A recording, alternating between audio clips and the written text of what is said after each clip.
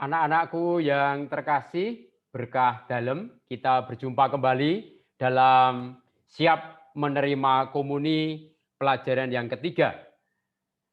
Pada kesempatan ini, Romo akan memberikan pelajaran, yaitu Yesus memanggil 12 rasul, diambil dari Injil Matius, bab 1 sampai dengan 4. Yesus memanggil ke-12 muridnya dan memberi kuasa kepada mereka untuk mengusir roh-roh jahat dan untuk melenyapkan segala penyakit dan segala kelemahan. Inilah nama ke-12 rasul itu. Pertama Simon yang disebut Petrus dan Andreas saudaranya, dan Yakobus anak Zebedeus dan Yohanes saudaranya, Filipus dan Bartolomeus, Thomas dan Matius pemungut cukai, Yakobus anak Alfeus dan Tadius, Simon orang Selot, dan Yudas Iskariot yang mengkhianati dia. Anak-anakku yang baik, pada kesempatan ini ada 3 kebajikan atau kebaikan yang akan kita bahas.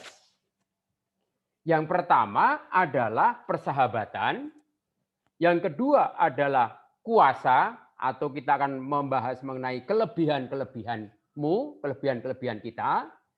Dan yang ketiga, kita akan mencoba membahas mengenai penyakit.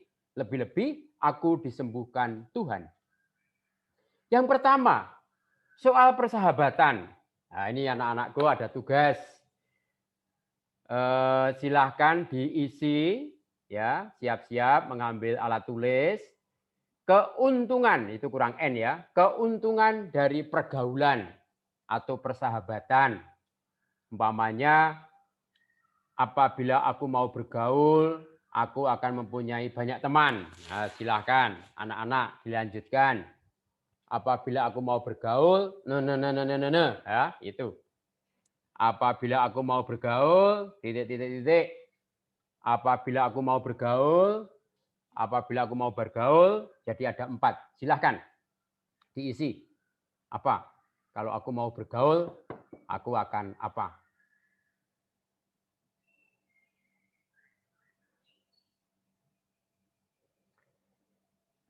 Oke, tugas diisi ya anak-anak. Baik, nanti bisa dilanjutkan sendiri ya. Selanjutnya adalah kerugian bila tidak mau bergaul. Romo memberi contoh yaitu apabila aku tidak mau bergaul, aku tidak akan mempunyai teman. Nah, masih ada 4 lagi, silakan. Apabila aku tidak mau bergaul, titik. Apabila aku tidak mau bergaul, titik. Ya, bergaul itu ya, bukan bergul ya. Bergaul, Romo agak kurang teliti ternyata. Bergaul maksudnya, bukan bergul ya. Itu. Ya, bergaul. Diisi ya anak-anak. Apabila aku tidak mau bergaul, aku apa? Ya, baik. Oke, kita lanjutkan, nanti diisi. Ya, kita lanjutkan. Atau sudah ada selesai mengisinya? Silahkan. Ya, baik, kita lanjutkan ya. Pendalaman sekarang. Injil Matius bab 10 ayat 1 sampai 4 ini, Yesus memanggil para murid menjadi sebuah kelompok. Ya, jadi mereka dipanggil itu menjadi sebuah kelompok. Nama lainnya paguyuban. Artinya guyub. Guyub tahu anak-anak? Rukun, gitu ya, tidak pada menjelek-jelekan itu. Mereka dipanggil untuk menjadi sahabat satu dengan yang lain. Ya, mereka dipanggil untuk menjadi sahabat satu dengan yang lain. Mereka sungguh dekat satu dengan yang lain, ya. Para rasul itu sungguh-sungguh dekat. Dan mereka saling membantu, bekerja sama. Dan mereka selalu setia dalam persahabatan, biarpun ada yang tidak setia pada gurunya, yaitu Yudas Iskariot. Tetapi Yudas Iskariot tidak mau bertobat. Petrus juga sama, menyangkal Yesus. Tapi Petrus kemudian bertobat. Jadi salah satu hal yang mau ditunjukkan dalam Injil Matius ini, yaitu bicara mengenai pergaulan, mengenai persahabatan, mengenai paguyuban, mengenai kekeluargaan. Demikian pula dalam hidupmu, dalam hidup kita, yang namanya persahabatan itu amat sangat penting. Arti sahabat, ya. Manusia adalah makhluk sosial. Sosial itu artinya berrelasi dengan yang lain, itu sosial, ya. Dia dapat berkembang karena dan bersama orang lain. Jadi anak-anak, kita ini bisa berkembang itu karena dan bersama orang lain. Kita tidak bisa hidup sendirian di sebuah pulau. Wah, malah ketakutan ya. Tiba-tiba ada dinosaurus, wah, malah mengerikan ya. Kemudian ada tuareg, pasti mengerikan ya. Maka dengan kenalan, dengan teman dan sahabat, kita saling belajar dalam banyak hal. Ya, dengan temanmu, dengan sahabatmu, dengan keluargamu, dengan kenalan, ini sesungguhnya kita belajar dalam banyak hal. Saling membentuk watak dan kepribadian, ya itu. Dalam bersahabat kita itu saling membentuk watak dan kepribadian. Mungkin kita pernah cekcok, tapi lalu berdamai kembali, gitu ya. Itu membentuk watak kita. Saling bekerja sama untuk menyelesaikan tugas. Ini ada belajar kelompok dan sebagainya. Tapi kalau ulangan ya tidak lalu kerjasama ya, bukan ya itu. Dan membantu sesama maksudnya ya, masyarakat, gereja, dan negara. Membantu sesama, masyarakat, gereja, dan negara. Jadi itulah arti dari sahabat. Kemudian anak-anak, syarat-syarat bersahabat, syarat-syarat kita hidup bersama, itu saling menerima apa adanya. Ya, teman kita entah tinggi, entah pendek, gemuk, kurus, kita terima apa adanya. Tidak kemudian diejek, ya toh, si gendut, ya toh, si kurus, nah, nggak boleh gitu ya. Harus kita saling menerima apa adanya.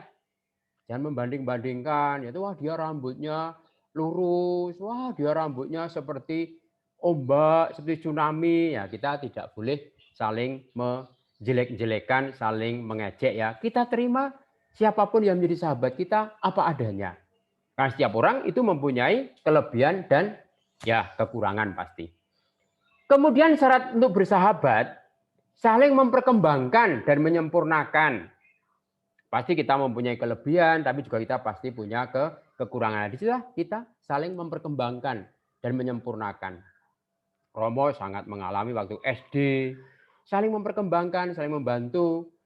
Dulu ada yang nggak mampu dalam hal matematika, ya kita bantu. Mungkin mengerjakan PR, ya kita bantu, bukan lalu hanya menyontek saja. Gitu. Jika perlu dengan menunjukkan kekurangan dan cacatnya, serta membantu mengatasinya. Tidak hanya menjelek-jelekkan atau menunjukkan kekurangannya, tapi juga kita bisa ikut mengatasinya. Kemudian yang ketiga adalah saling dapat dipercaya. Ya, saling dapat dipercaya, tidak malah menceritakan kejelekan temannya, ya toh, tidak bercerita tentang dirinya lalu malah diceritakan pada orang lain. Dan saling setia. Ini setia satu dengan yang lain. Ya, tidak hanya sedang enak kita bersahabat, teman kita sedang sedih kita tinggalkan, tapi kita setia dalam suka dan duka. Baik, itu yang pertama, yaitu dalam Injil itu sangat jelas Yesus mau membentuk sebuah persahabatan, mau membentuk sebuah persaudaraan. Maka Yesus mengatakan kamu tidak lagi kusebut sebagai hamba, tapi sahabat. Ya, itu. Yang kedua, anak-anak yang akan kita bahas yaitu Yesus di dalam Injil tadi juga memberi kuasa. Ada sebuah kisah seorang anak bernama Tina. Tina itu kalau ketemu teman-temannya itu selalu menundukkan kepala gitu ya. Tina kelas 4 SD kalau tidak salah ingat saya. Dia selalu menundukkan kepala. Gitu. Kita Tina sini, enggak aku enggak mau bermain, aku mau sendiri aja kok. Wah, jangan gitulah Tin. Enggak, aku enggak apa-apa kok. Tapi setelah diusut-usut ternyata apa? Tina ternyata minder dalam bergaul dengan teman-temannya. Mengapa Tina minder? Karena ia merasa tidak cantik. Mengapa dia merasa tidak cantik? Karena ia merasa telinganya itu agak besar dan agak kecil. Dia merasa malu. Dia lalu apa? Tidak mau bergaul dengan teman yang lain. Kemudian ada juga pengalaman Freddy. Tapi Freddy ini kelas 5 SD ya. Pernah di sekolahnya, dia badannya agak besar, tinggi, pertandingan sepak bola. Dan kalau sekolahnya itu masuk final, pertandingan antar SD. Dan waktu itu sebenarnya kedudukan itu sudah menang tempatnya Freddy. Karena sudah 2-1. Tetapi mendekati mau bubaran, habis waktunya, Freddy sebagai back, sebagai libero dia, waktu itu ada serangan yang gencar sekali. Freddy mendapat bola itu dan mau membuang bola itu, tapi apa? Ternyata tendangannya malah keliru, yaitu apa? Masuk ke gawangnya. Jadi terjadilah gol bunuh diri. Dan akhirnya pertandingan dilanjutkan dan ternyata timnya Freddy kalah menjadi 3-2. Inilah maka Freddy merasa bersalah, merasa telah melakukan kesalahan yang fatal. Maka dia kemudian tidak mau bergaul, dia banyak menyendiri. Ya, itulah. Jadi Tina dan Freddy itu minder. Ia selalu murung, selalu menyendiri. Menjadi pertanyaan kita adalah anak-anak, apakah memang kita ini jelek seperti Tina atau telah salah seperti Freddy? Jawabnya tidak. Kendati mungkin telinga Tina agak besar dan kecil, tapi tidak kelihatan. Ya, tidak sangat mencolok. Tapi karena dulu pernah ada yang mengatakan, oh telingamu besar dan kecil, lalu Tina merasa ya keloro-loro. Keloro-loro itu ya merasa tersakiti, merasa dipojokkan. Apakah kita memang jelek seperti itu? Tidak. Kenapa? Dalam kitab suci dikatakan kita diciptakan menurut gambar Allah. Artinya apa? Artinya sebagian kebaikan Allah diberikan kepada kita. Dan pada akhir penciptaan Allah mengatakan sungguh amat baik. Dalam Paskah kemarin juga dinyanyikan. Kita ini sebenarnya adalah khas atau unik. Tiada duanya di dunia, ya. Sekalipun kita itu sekalipun anak kembar, itu pasti berbeda. Enggak ada di dunia ini dua orang itu yang sama persis, itu enggak ada. Semuanya pasti berbeda, unik, khas gitu. Masalahnya adalah apakah kita dapat menyadari bahwa kita memang amat baik. Itu anak-anak. Maka menjadi pertanyaan adalah siapa aku ini? Who am I? Siapa aku ini? Apakah sungguh-sungguh aku ini anak yang baik atau tidak? Maka sekarang tugasnya anak-anak silahkan dipilih, tulis nomor aja boleh, keadaan tubuhku bagaimana sekarang ini. Sehat, tidak cacat, cantik, tampan, manis, kuat, menarik. Wah, kuat, menarik. Tanganku kuat, ototku kekar, mataku jernih, inderaku lengkap, hidungku mancung, kulitku kuning, wajahku hitam manis, potonganku serasi. Waduh ya seperti gitar namanya ya. Pikiranku normal dan lain-lain. Silahkan anak-anak mencoba menuliskan. Kalau memang semua cocok ya ditulis saja. Ya, dilingkari atau dipilih ya. Jadi keadaan tubuhku bagaimana. Oke, nanti bisa diulang ya. Bakat-bakatku sudah belum diteliti. Apakah punya bakat seni atau menari, musik, olahraga, bahasa. Wah, kalau bahasa saya itu cistus romo, matematika, IPA, IPS, keterampilan, atau mungkin gulat, ya boleh juga ya. Elektronik, foto, atau pidato, mengarang, menggambar, melukis. Akhirnya bakatnya apa? Ya, itu. Sifat-sifat baikku, berani, jujur, kreatif. Kreatif itu ya bisa membuat hal yang baru, mamanya seperti itu. Peka.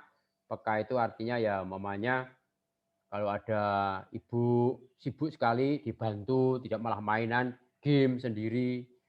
Terbuka, berani menceritakan apa yang menjadi suka dukanya, gembira, optimis itu percaya, tegas, disiplin, tekun, ya, tegas saya nggak mau main terus, saya mau belajar. sabar, berwibawa, mau mengerti, aktif, adil, ramah, pendamai, mudah mencintai. Ya artinya itu bahwa belikan barang oleh orang tua yang baru ya dicintai, dirawat, bukan mudah mencintai bukan berarti mudah jatuh cinta, bukan ya, itu ya. Bersemangat, percaya diri dan lain-lain ya, bisa dilanjutkan. Sifat sosialku, mudah memahami teman, disenangi teman, peka lingkungan, ada sampah yang jatuh ya diambil, ditaruh di tempat sampah, mudah percaya dan dipercayai teman, mudah bergaul, peka terhadap penderitaan orang lain, ada teman yang lupa membawa pensil ya dipinjemi, punya rasa cinta pada masyarakat, punya rasa cinta pada lingkungan, tidak membuang sampah sembarangan, suka melayani, mudah membantu orang lain dan lain-lain. Mana sifat sosialku? Baik, itu anak-anak ya. Sekarang yang terakhir adalah penyakit. Aku disembuhkan Tuhan. Seorang cewek itu membenci orang tuanya itu keliru ya. Seorang cowok itu ada juga malu karena merasa dirinya punya cacat. Ya. Membenci orang tuanya kenapa? Karena ayahnya tidak begitu merasa memperhatikan. Ya. Tuhan selalu mencintai kita seperti apapun. Ya, para murid juga diutus untuk menyembuhkan yang sakit, membebaskan orang yang kerasukan roh jahat, kan begitu dalam Injil tadi. Kadang kita mudah sakit hati, ya, mudah iri hati, minder, ya toh, disuruh mengeluarkan minum ketika ada tamu, minder, takut, nggak mau, ya. Atau kita suka ogah-ogahan, tak bersemangat, hanya pengen main game, pengen menang sendiri, nuntut orang tua. Kita masih anak remaja yang akan menjadi harapan banyak orang. Ya, jadi kita ini anak remaja yang akan menjadi harapan banyak orang. Marilah kita datang pada Yesus memohon penyembuhan kalau kita mempunyai sakit-sakit. Maka kita coba renungkan apakah kita punya sakit tubuh. Apakah mudah pusing, penglihatan kabur, tidak enak badan, pinggang sakit, mata kabur, dan lain-lain. Apakah ada? Pasti nggak ada anak-anak ya, anak-anak sehat semua. Tapi ini, sakit hati. Apakah aku punya sakit hati? Mudah marah, mudah ngambek, mudah membenci, cuek, egois, minder, bentak-bentak orang tua, mau menang sendiri, malas, tidak punya perasaan kasihan, dan lain-lain. Itu juga bisa jadi sakit hati. Apakah ada? Sakit sosial, tidak peduli pada kesulitan atau penderitaan orang lain, enggan membantu orang lain, selalu mencari menangnya sendiri, tidak mau menghargai sesama, ya, memperlakukan orang lain seenaknya sendiri, umpamanya ya, itu sakit sosial. Apakah ada? Sakit rohani, malas untuk maju, pengennya nggak mau belajar yang lebih lagi, malas berdoa, tak punya semangat. Apakah ada? Tugasnya sekarang, buatlah sajak atau puisi atau gambar sebagai ungkapan syukur kepada Tuhan yang telah memberi sifat-sifat baik kepadamu. Sajak atau gambar itu harus mengungkapkan juga kegembiraan hatimu karena mempunyai banyak sifat baik. Mau buat puisi boleh, mau gambar ya boleh, gambar hewan boleh, gambar tumbuhan boleh, gambar benda mati ya boleh, buku mamanya boleh. Kalau tumbuhan ya bunga matahari ya boleh, hewan ya singa ya boleh. Buatlah doa yang isinya mendoakan orang-orang lain, anggota keluarga, teman, dan mohon berkat bagi mereka yang sakit, dan mohon kesehatan bagi dirimu sendiri. Ya, silakan buatlah doa, pendek saja ya. Apa yang ingin kamu lakukan setelah ini agar semakin menjadi anak yang percaya kepada Kristus. Itu ya. Apa yang ingin kamu lakukan setelah ini agar semakin menjadi anak yang percaya, agar semakin menjadi anak yang percaya kepada Kristus. Demikian anak-anak semuanya. Sampai berjumpa di lain kesempatan.